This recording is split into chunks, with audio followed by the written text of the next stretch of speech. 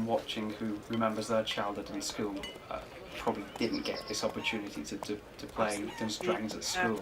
But I think most people can identify that in a game of D&D or any other RPG, that it uses a lot of skills and develops a lot of skills as an adult as well as a child, I suppose, that are just beneficial to life in general and or a child's development. From your observations and from perhaps your own research, what kind of benefits do you think that the games provide, and perhaps that you've seen in the children in the school? I think I'm seeing quite a lot of times it's more, I'm not going to say isolated young people, but it's the ones that are maybe not so into the big social areas and things like that. They're the ones that come to the library and then they see that I do really weird, quirky things in there. And they went, oh, I want a shot at that. And I see kind of these maybe not so socially adept young folk coming in and playing what is actually a very social game. Yeah, exactly. And coming out of their shell. One thing I like as well, I mean, quite a lot of, I don't know if it's the same, I think it's the same in a lot of school libraries, the folk that don't necessarily fit in elsewhere use the library at lunchtimes, find it a safe space, will come and sit and play on the computers or play Magic the Gathering or read or sit and chill and chat or play board games or whatever. But when they come to D&D, they kind of are part of a group. Yeah. But they don't have to be themselves. Yeah. Or any expectations of themselves. Exactly, yeah. It kind of shifts the focus of them a little bit. They're not, and they can maybe play out things that are actually our social etiquettes in real life say that they can't play out. Mm-hmm. Yeah. Which I think is really good, because it's, again, in terms of anger management and things like that, they could play a really angry character if they wanted to. A whole party of murder hobos. Well, I think sometimes you have to go with it, actually. Yeah. But, and it kind of builds relationships and things as well. Obviously, between them, they get to know each other. And even like the turn taking and things like that, not talking over each other. Yeah, exactly. Difficult with my group at the moment because they're really lively and want to, but they're learning quite well, actually. They're doing quite well, but learning to take turns, learning not to talk over each other, learning to work together in this fantasy world that they don't, as I say, no expectations. I've had quite a lot of, over the years, people on the autistic spectrum as well. People who you would never ever expect to actually be able to socialise, and they come into the situation and they're socialising and they're taking initiative and they are inventing things, and as I say, just taking them out of the reality of what they are. Yeah, and it's in a way that even though other after school or mid-school activities like sports and so on are great and have been proven to be great, it's in a, I guess it's offering something that even those can't offer someone who's a little bit more reserved, a little bit more introverted, wouldn't necessarily be able to, suddenly start playing hockey or some of the after-school activities. Absolutely. But I mean, on the blog, on the school blog, or my library blog, I've actually linked, quite a few years ago we were actually asked to link our activities to the Scottish Curriculum for Excellence outcomes. Which I've done, and it's all on the blog. The blog page that I've done for the school is actually to do with how other school librarians or teachers kind of take on that. So I've done a lot of linking to the curriculum, and one of the main outcomes that I think D&D, Magic the Gathering, Warhammer, whatever activity I've been running in the library, looks at health and well-being across learning. It looks at literacy and it looks at numeracy. Developing friendships with people as an outcome. Yeah. Learning skills and strategies to help them in challenging times. Recognizing that individuals have unique abilities, and it's sitting there thinking, well, that ties in so well. Yeah, it sounds to like D&D. It's absolutely ridiculous. So what was another one? Relationships. I recognize that power can exist within relationships and can be used positively as well as negatively, and all that can play out in that world. Yeah, we've got good and evil and morals. And again, you're going down the personal space and the boundaries, and we all know in the D&D world, we do not touch each other's dice. Yeah, and spread the gold evenly as well. No, they actually don't do that. I actually Okay. I do actually let a little bit of that slip. So if you've got a thief among them. Yeah. Yeah, so I That mean, can be fun. yeah, so that sort of respect's built. So the group work, the taking turns, the not fiddling with other people's dice. I must admit, that's the first thing. That's the first rule I tell them. Do not touch other people's dice without permission. That's a very good rule. So I mean, that's the health and well-being side of things. Numeracy, estimation, and rounding. We round down. We look at addition, subtraction, sometimes multiplication. We look at percentile risk. Yeah. So it's covering a lot of the numeracy outcomes as well. Using negative numbers, obviously. Yeah. For instance, the ability modifiers. It's crazy when you start actually attaching all these outcomes. D&D just does it fantastically. Fits it perfectly, really, doesn't Yeah. it? I know, listening and talking in the literacy. There's reading and writing as well if they're starting to go and do their actual writing their adventures.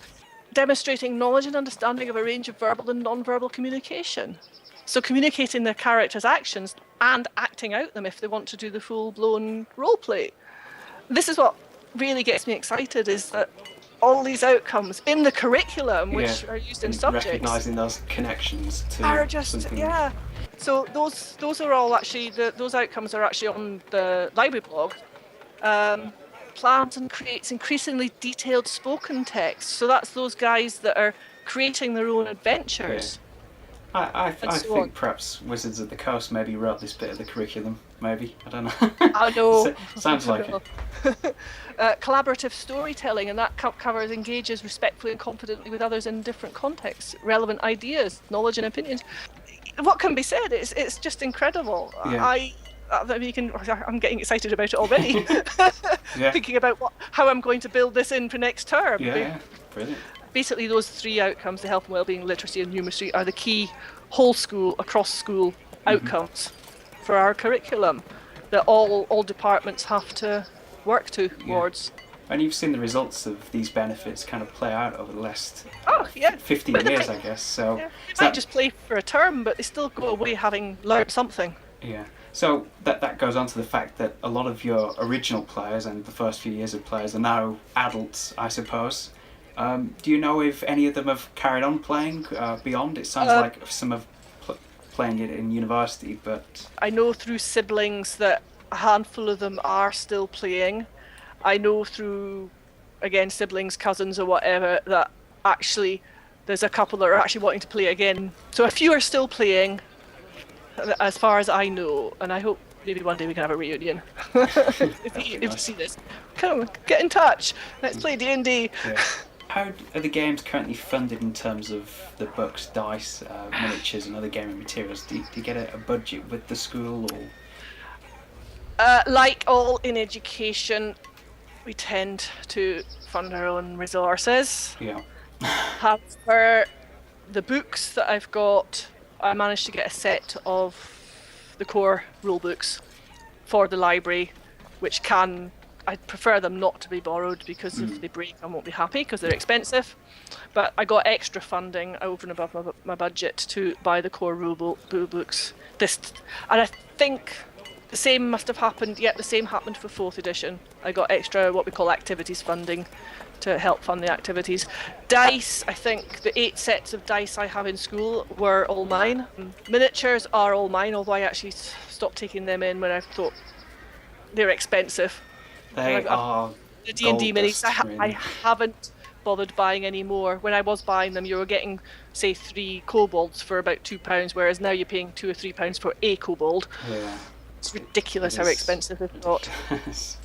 And not only that, they've started changing the scales of some of the monsters, I've noticed, between 4th and 5th. Yeah.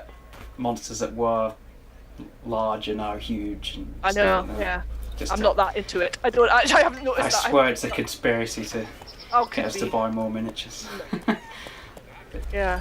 So it is actually difficult getting hold of stuff, to be honest. As I say, I keep buying stuff because I'm a bit, I suppose, like a lot of D&D folk, I'm a bit of a generalisation, but I think we like to have everything. Yeah.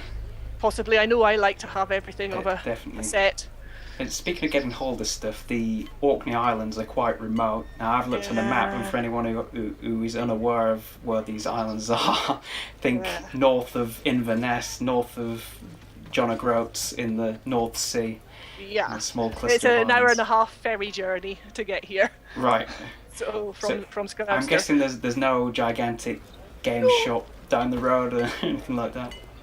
No, I think there might be something in Inverness. However, to plug Orkney, it is a beautiful place. We have wonderful shops, and if I wanted to order the books through a local bookshop, I could. Oh, right, brilliant. Another question. Over the past 15 years, how many children have made the joke connection between Orcs and Orkney? Nobody. Really?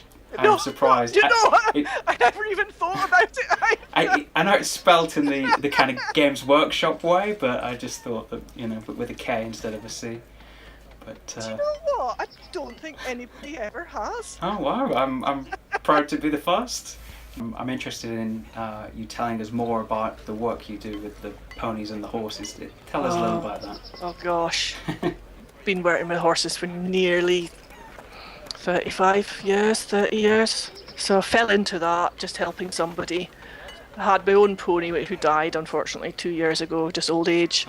Horses are part and parcel of my psyche. I love my Highland pony, so a native pony. I've got a Shetland pony as well, who ended up having another Shetland pony because she was pregnant. She was a rescue pony. So you got 2 for 1 with that? Yeah, and the one was meant to be sold on, and 9 years later he's still there. Yeah, Sigurd and Jem, and old Thorfinn. Jem was got as a companion for Thorfinn, and I somehow another managed to acquire a foal 2 years ago, not long before Thorfinn died. Well, I acquired the mare and foal and looked after it, and the foal was mine. She's now 2.5.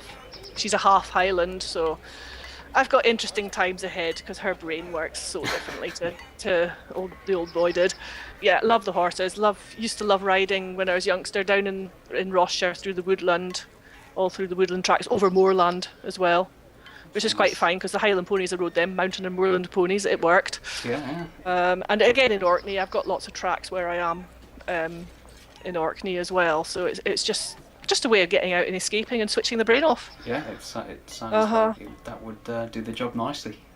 And yeah, as I say, I do. It's just they're actually a way of switching off from everything. Like yesterday, I went and just sat in the paddock with them, shared an apple, and even though kind of school's on holiday, but I'm still working, I'm still feeling kind of that anxiety of not being able to have the time to do everything I need to. So you just go in and you have a pony nibbling you, trying to group.